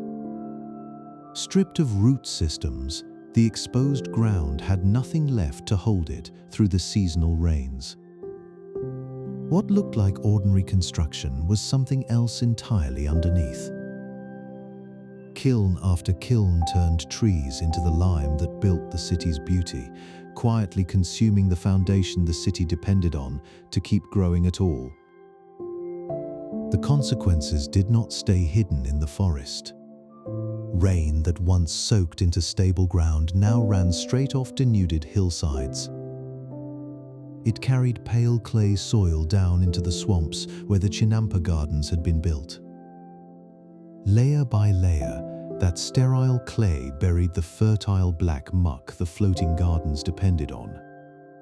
It smothered the very fields that had made feeding 200,000 people possible in the first place. Harvests that had sustained an empire began failing where they had once been reliable. Hunger followed the failed harvests, and unrest followed the hunger. The ordinary chain by which an engineered abundance turns into an engineered scarcity. Excavators have found the last clear evidence of what came next in stone. Defensive walls went up around a city that, for all its temples and painted roads, had already lost whatever fight it was fighting. Within a few generations, the basin that had built the largest pyramid in the Maya world stood empty. Its farmers were gone, and its raised roads slowly disappeared back under the same jungle they had once been built to rise above. 600 years later, in cities the Mirador Basin's builders never lived to see, the same warning would return. It would come dressed in different weather and a different century. But it would carry the same lesson about what a civilization can do to the ground that carries it. A cave floor in the Yucatan holds a record no scribe ever intended to write. Water dripping from limestone for centuries left behind a stalagmite, growing in thin mineral layers the way a tree grows in rings. Each layer carries a chemical trace of the rain that fell the year it formed. Read in sequence, those traces become a rainfall diary. It stretches back over 1,000 years. Somewhere inside that diary sits a stretch of 13 years where the numbers barely move at all. Rain that should have come in reliable pulses simply stopped arriving, one dry season folding into the next without a break. The cave recorded it without judgment, one mineral layer at a time, indifferent to what depended on the water it wasn't tracking. What has taken centuries to unravel from that record complicates a story most people think they already know. The southern lowlands did not empty in a single collapse on one date, for one clear reason. City after city stumbled at different moments across 3 centuries, each for its own tangle of causes, the fall of one only sometimes touching its neighbors. Some cities emptied, while others nearby kept building. Some kings lost their thrones to rebellion, while others simply outlived the crisis that took their rivals. What united them was not a single catastrophe arriving all at once. It was the same institution failing the same test, over and over, in different places, at different times. The reasons shared one root, even when their timing did not align. That root sat closest to the surface in weather nobody controlled. Across the southern lowlands, roughly 9 in every 10 people farmed for a living. Their households moved to a rhythm of planting rain and harvest rain that had held, with only minor variation, for centuries. The stalagmite's full record shows that rhythm broken 8 separate times between the years 871 and 1021. Most of those breaks lasted a season, painful but survivable, the kind of hardship a household could absorb by borrowing against next year's harvest. The 13-year stretch did not behave like the others. A field that fails once leaves something to draw on.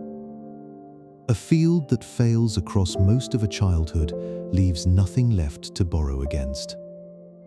By the 4th or 5th consecutive failure, the drought was no longer a weather event happening to these cities. It was becoming the condition they lived inside. Inside the cities, water had never been distributed evenly to begin with.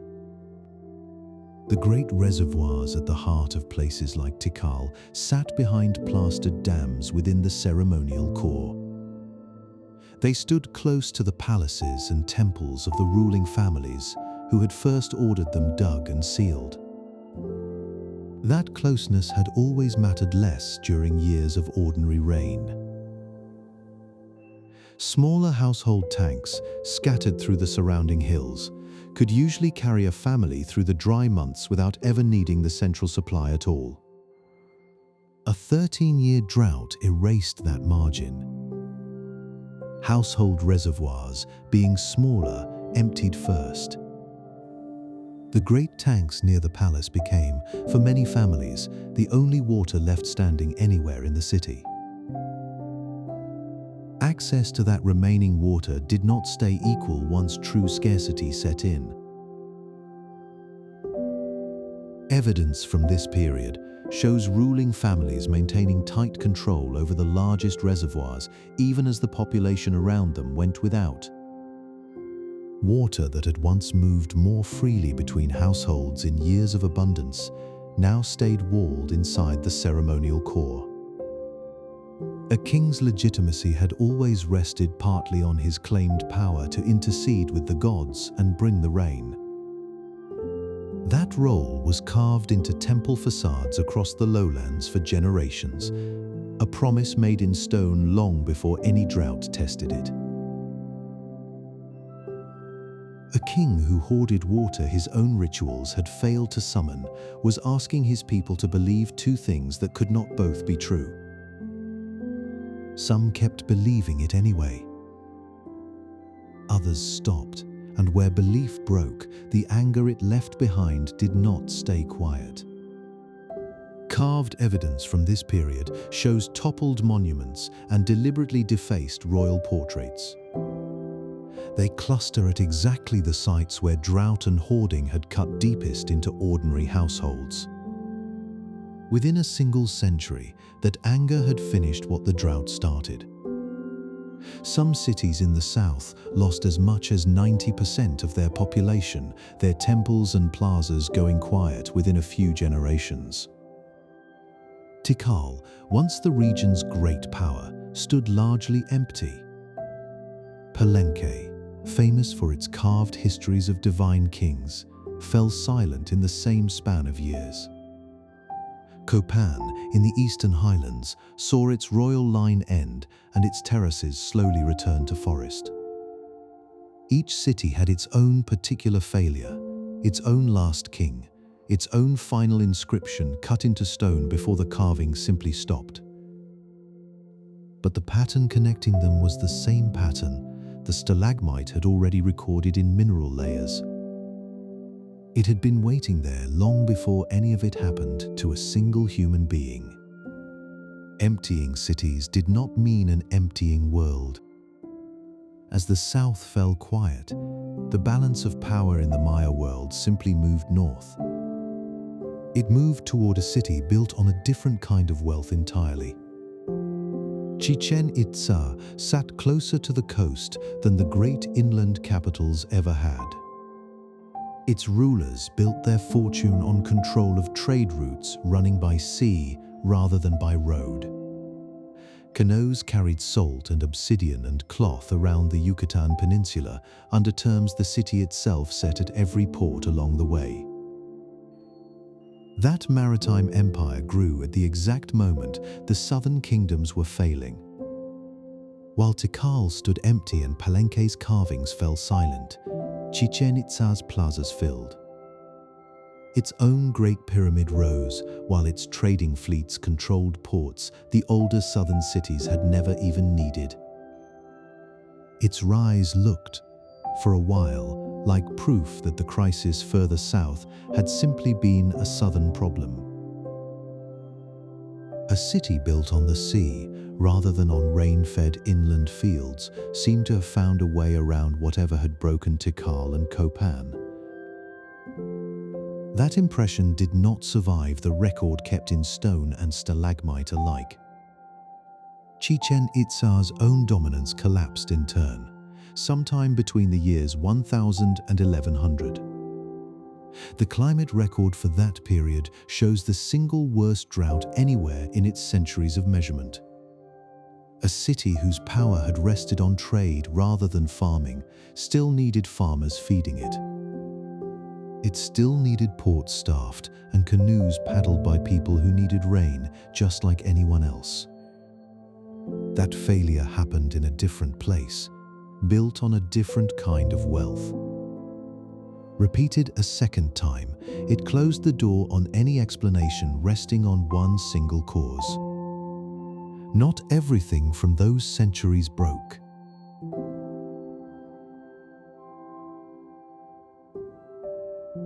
In forests across the Yucatan today, specialists still called masters of wind walk fields before the dry season arrives.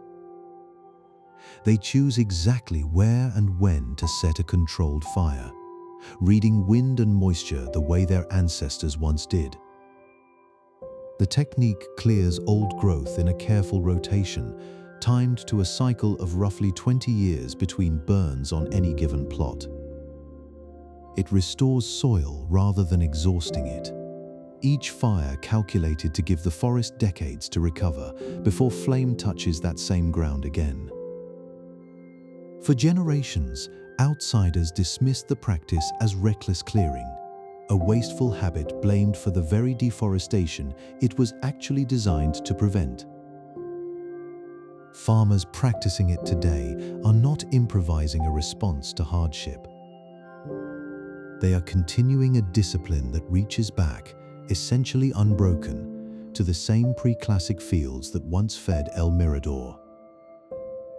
It was already old before any king built a reservoir. It was already old before any drought silenced a dynasty.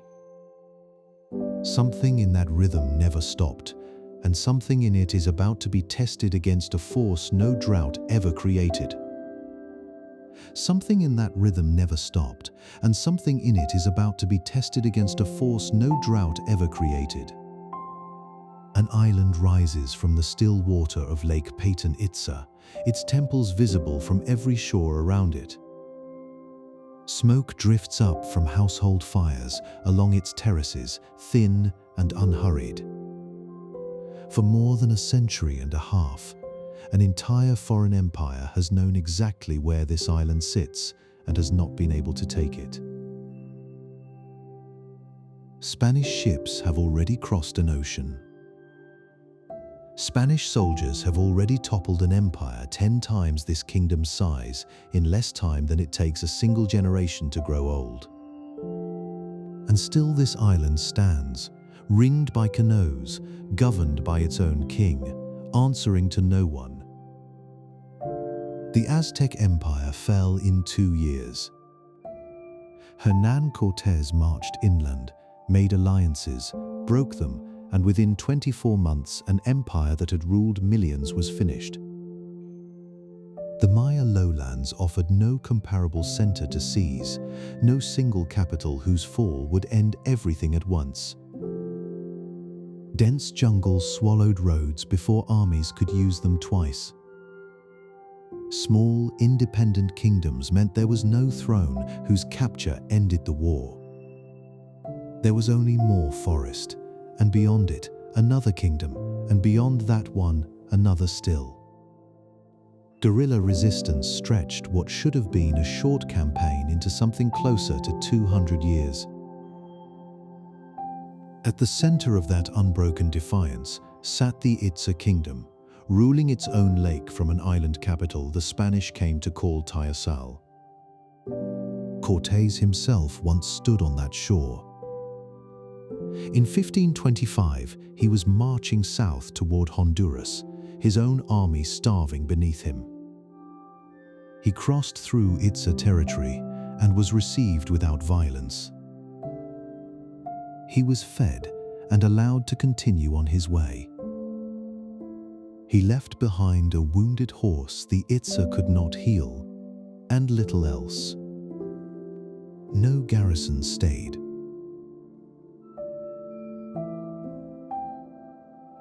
No governor arrived. No cross was raised over any conquered temple. For the next 170 years, banners changed across the rest of the region. Spanish maps redrew themselves around new colonies. Through all of it, the Itza kingdom simply continued. It remained sovereign on its own island, answering only to its own rulers. That sovereignty was not passive. It was defended. In 1622, a Spanish military expedition entered Itza territory, believing the kingdom could be pressured into submission the way so many others already had been. The Itza destroyed it completely. 2 years later, in 1624, a missionary party arrived carrying crosses instead of weapons, hoping faith might succeed where soldiers had failed. The Itza killed them as well, and displayed their heads on stakes at the water's edge, where any approaching canoe would see them first. Word of both defeats spread through the colonial world faster than any official report could contain it. Refugees fleeing forced labor and disease elsewhere in the region began making their way toward Payton. They moved toward the one place still ruled by Maya hands, still governed by a Maya king, still standing exactly as it always had. The end came from the water, the way the kingdom's long defense always had. Every attempt before this one had failed against the lake itself. Canoes could outmaneuver soldiers on foot, and the shoreline gave no army solid footing. So Spain built something new. A war galley constructed for this single purpose, a vessel with no other reason to exist. It carried cannon the Itza's war canoers had no way to answer. On March 13, 1697, that galley moved across Lake Payton Itza at dawn. It bombarded the fleet defending the island before the sun had fully risen over the water. By the time the smoke cleared, the last independent indigenous kingdom anywhere in the Americas had fallen. It had taken 170 years, almost to the season, since Cortés first stood on its shore and was sent peacefully on his way. The galley's cannon fire did not end with the last canoe sunk on the lake. It reached forward across the coming decades into every village the conquest now claimed. Disease moved through the region faster than any soldier could march, arriving in bodies that had never met it before and had no defense against it. Warfare itself continued in smaller, grinding forms long after the island fell, as resistance flared and was answered. Forced relocations scattered families into mission towns built to make conversion and control easier to enforce. Within decades, the population of the region had collapsed by 88%. It was a loss so total it emptied out entire stretches of land the Itza had once governed as their own. Villages that had stood for generations simply stopped appearing on any count taken afterward. Loss on that scale did not end resistance. It changed its shape. In 1704, Maya communities already forced into mission life rose up together, marching to retake their old capital by force. They had already buried most of their world within a single generation. Parents, children, entire households were gone to fever and famine and displacement. Mission life had stripped away language, dress, and daily worship, replacing all of it with rules enforced by men who had conquered them. And still they organized. Still they moved as one body toward the island that had once been theirs. The uprising did not restore the old kingdom, and many of its leaders paid for the attempt with their lives. But it proved something the conquest had failed to erase, that loss and surrender were never the same thing to the people living through it.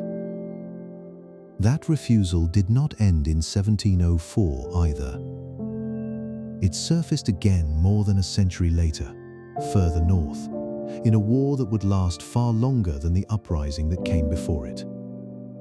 Between 1847 and 1901, Maya rebels rose across the Yucatan in what became known as the Caste War. This time, they did not merely resist. They advanced.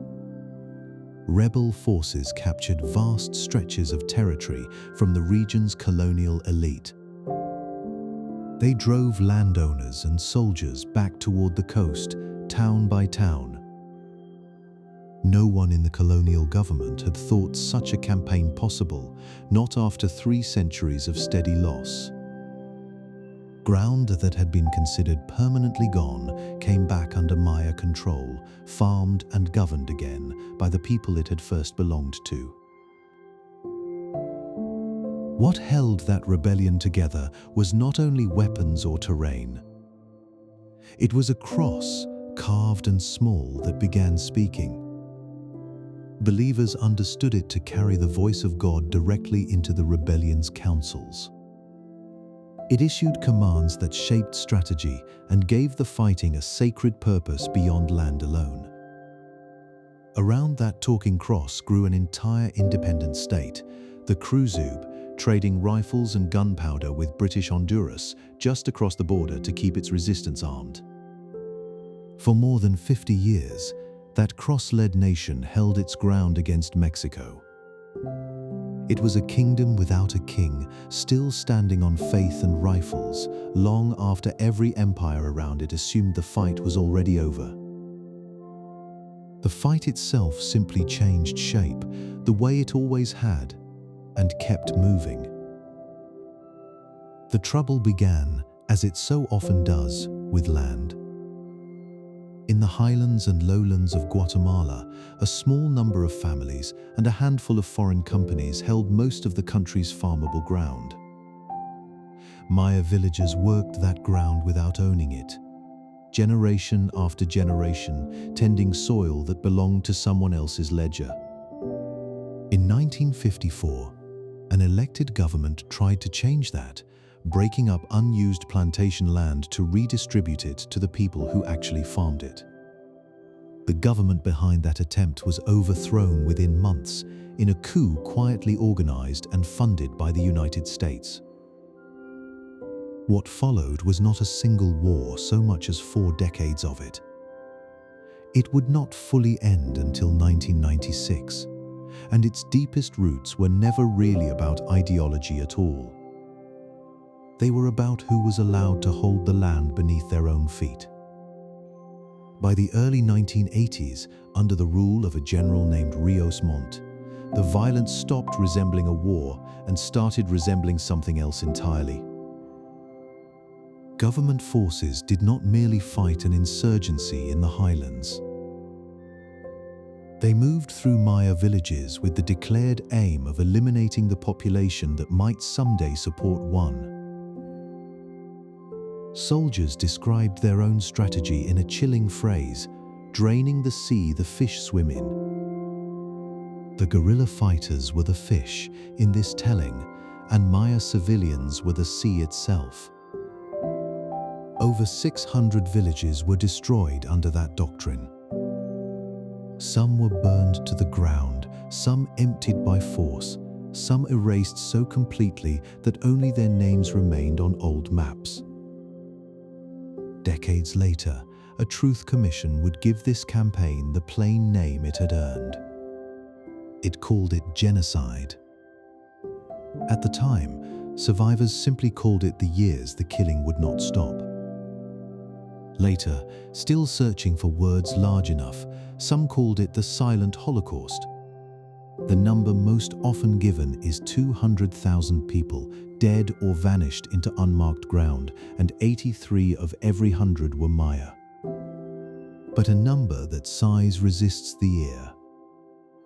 It helps instead to know what the violence actually did inside a village, rather than only how many it took. Soldiers targeted elders, the ones who carried memory, language, and ceremony forward by voice alone. They targeted infants, the ones memory had not yet reached. Rape was used deliberately, not as a byproduct of war, but as a weapon aimed at families and lineages themselves. This was not simply killing people.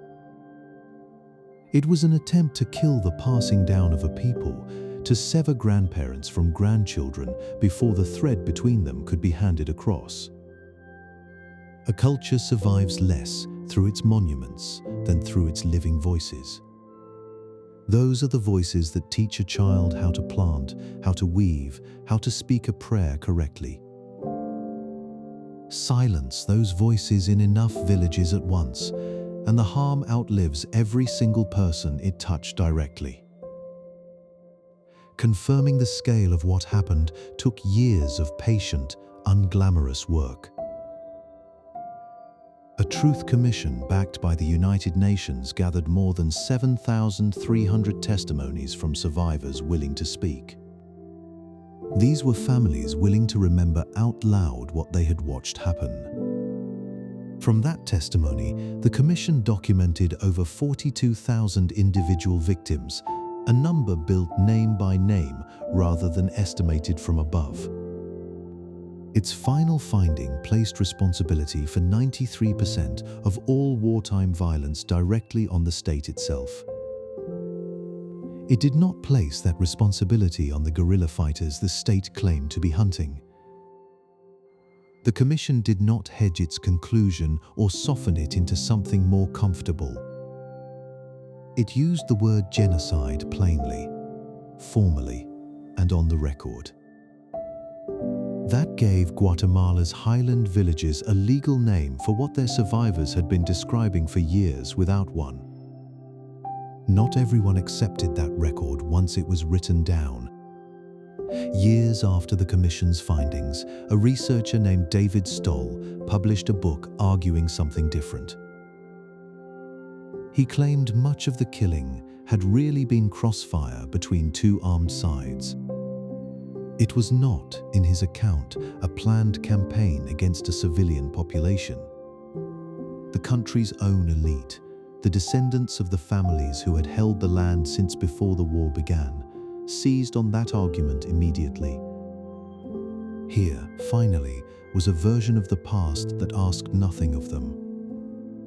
If the dead were casualties of a war between equals, no one needed to answer for a genocide. In that telling, a genocide had simply never happened. The argument spread through newspapers and courtrooms for years, doing exactly what it was useful for, which was making the Truth Commission's plain word optional again. It took nearly 2 decades to drag the argument back into a courtroom and force a verdict from it. In 2013, Rios Montt stood trial in Guatemala's own courts. It was the first time any former head of state anywhere had faced a genocide charge in the country where the killing happened. Nearly 100 Ixil survivors testified against him, describing what they had witnessed as children and young adults decades before. Among them was a woman named Elena de Paz, 12 years old on the day soldiers arrived in her village and pulled it apart house by house. She watched them light a bonfire in the plaza and feed it with traditional huipilis. Those woven blouses carried a woman's town, her family, and her identity stitched directly into the pattern. Burning the cloth was never only about destroying fabric. It was aimed at the same target. The whole campaign had been aimed at the visible, wearable proof of who the Maya were. What Elena testified to after that went past anything a courtroom usually has to hold. She watched soldiers execute her father in front of her. She watched them rape her mother. Then she herself was thrown into a river already choked with other bodies, and shot and left there among the dead. She survived only because she understood something. At 12 years old, in the middle of that river, she needed to stop moving. She needed to let the current carry her as though she were already gone. That single decision was made in a matter of seconds inside a river full of corpses. It is the reason a woman named Elena de Paz was still alive decades later. As an adult, she walked into a courtroom and described all of it under oath, in her own words. She spoke to a judge who had the power to write her testimony into the permanent record. The court believed her, and it believed the others who testified beside her. Rios Montt was convicted of genocide and crimes against humanity, a verdict that took decades of testimony, evidence, and courage to finally reach. 10 days later, Guatemala's constitutional court annulled it. Under pressure from the same elite whose families had benefited from the silence, the trial had just broken. The conviction vanished from the legal record within 2 weeks of existing, as though the courtroom itself had never spoken. But something had already happened that a later court could not fully undo. Elena's testimony, and the testimony of nearly 100 others like her, was now permanent. It had been spoken aloud, recorded, and believed once in public by a court of law. No annulment could reach backward and make that moment of belief unhappen. The wall of impunity that had protected men like Rios Montt for 30 years had been cracked in public, on the record, in front of the world. A crack like that does not fully close again. 40 voices remain who can still speak the language of the kingdom that held out the longest. All of them are elderly. Itza is the tongue of the warriors who wiped out a Spanish expedition and kept their capital free for 170 years. It now survives in the mouths of fewer than 40 people. Most of them are past the age when a language is easily passed on. It was not lost by accident. In the 1930s, colonial and national governments across the region enacted bans on Maya speech and dress. Children were punished for the words their grandparents had used freely. A generation grew up being told that silence was safer than their own language. That silence very nearly finished what the war galley on Lake Itza started 3 centuries earlier. But a revival movement is underway now. Teachers and elders are working to place Itza back into young mouths before the last fluent speakers are gone. The number 40 is not yet 0. 3 centuries after that kingdom fell, its descendants closed a highway for 106 days. In late 2023 and into 2024, indigenous Maya authorities across Guatemala organized a sustained blockade of the country's major roads. They were defending a presidential election that had already been decided at the ballot box. A sitting attorney general's office was attempting to overturn that result through the courts rather than through any vote. Officials moved to annul the results and delay the transfer of power, an attempted judicial coup carried out with paperwork instead of soldiers. The blockade did not come from a single city or a single organization. It came from municipal and ancestral authorities, the same kind of council structures that had organized resistance for centuries before this one. They coordinated across dozens of communities at once, closing roads in the capital and in the countryside alike. The whole country felt the weight of a democracy its own government had tried quietly to set aside. Women ran the blockade's kitchens for 106 days, feeding thousands of people camped along the roadside. Vast collective cooking operations sprang up at the blockade points. Women staffed most of them, keeping the kitchens running through sun and rain and the slow attrition of holding one position that long. The pressure worked. The government backed down and honored the election result the blockade had been built to defend. But the story did not end in celebration. Several of the indigenous leaders who had organized the blockade were later charged with crimes for the very act of organizing it. They were criminalized by the same state whose democracy they had just protected. Long before any of that, a much older kind of counting had already answered a question. It was a question no one in that courtroom or on that highway was old enough to ask. The Maya measured time in a long count, a chain of cycles stacked one inside another. It ran back to a mythical creation date set 3,114 years before the Common Era. Every so often, one of the largest cycles in that chain, a baktun, reaches its full length and rolls over into the next. The 13th baktun in the count from that creation date happened to complete on December 21st, 2012. Nothing in the mechanism required an ending. A count reaching its length and turning over is simply what a count does. The entire idea that the Maya had predicted a global apocalypse traces back to a single stone. Tortuguero Monument 6, carved in the 7th century, had already been standing in the jungle for well over 1,000 years. That much time had passed before anyone tried seriously to read it. Its surface had eroded badly, whole passages worn past clean recovery. In 1996, a tentative translation of the damaged section proposed that it referenced the 2012 date alongside a deity associated with war and creation. That single fragile reading, offered with the hedges and qualifications scholarship usually attaches to damaged text, was the entire foundation beneath everything that followed. Popular writers found that fragile reading and did not keep its hedges.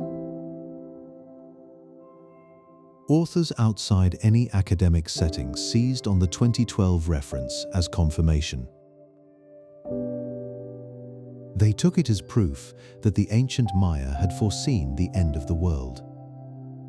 None of them had proposed the reading themselves, and none of them carried forward the uncertainty that had come attached to it from the start. The idea spread quickly through books and documentaries. It reached full film productions eventually, entire stories built around a doomsday that was never actually written on the stone. The claim traveled far faster than any correction could follow it. It was carried by an audience eager for prophecy rather than by the scholars who had first spotted the fragment. The correction came from the same scholars who had proposed the reading in the first place. The original translators returned to Monument 6 with better imaging and years of additional expertise. They found a glyph they had misdrawn the first time, a single carved sign copied wrong from damaged stone. That one misdrawn sign was the whole foundation of the prophecy the world had already spent years repeating. Read correctly, the passage was not a prophecy at all. It simply linked an ordinary temple dedication carried out in the year 669 to the vast scale of cosmic time. A Maya inscription might mark any significant building that way, with a reference to the age of the world around it. A modern building might carry a cornerstone date for the same reason. No text left behind anywhere in the Maya world predicts an ending of that kind. Maya cosmology treated a completed cycle as something that simply reset. One turn of a great wheel gave way to the next, rather than a wheel that stopped and stayed stopped. A finished baktoon was not unlike a finished harvest, an ordinary closing that made room for what came after it. Renewal was the pattern in every surviving account of how time was understood to work, not termination.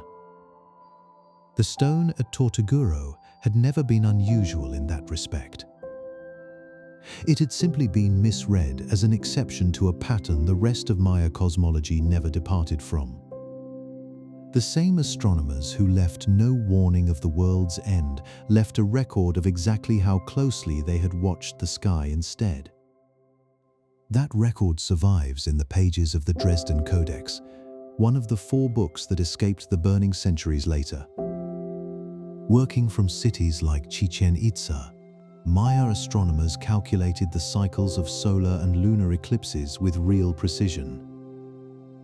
They tracked the orbital periods of Venus and Mars as well, numbers close enough to modern measurement to still hold up today.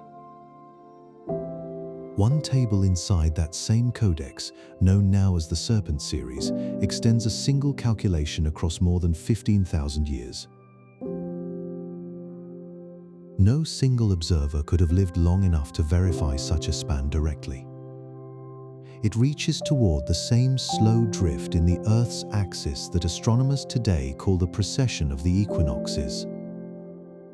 It is a wobble too gradual for any one lifetime to observe directly, confirmed only by generations of careful record-keeping passed forward. None of that watching ever pointed toward an ending. The same precision that tracked a wobble spanning 15,000 years never once turned toward prophecy or warning. It pointed instead toward a stone dedication carved in the year 669. A temple's builders had wanted only to mark their own moment against a calendar built to run forward without limit. The world spent 15 years mistaking that carved line for the end of everything. The stone at Tortuguero is still out there, worn past the point where certainty is possible, waiting the way it always has. It never promised an ending.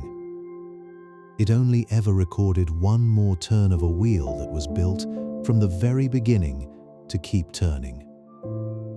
That misreading, and the fear that followed it, said more about the people doing the reading than about the ones who carved the stone.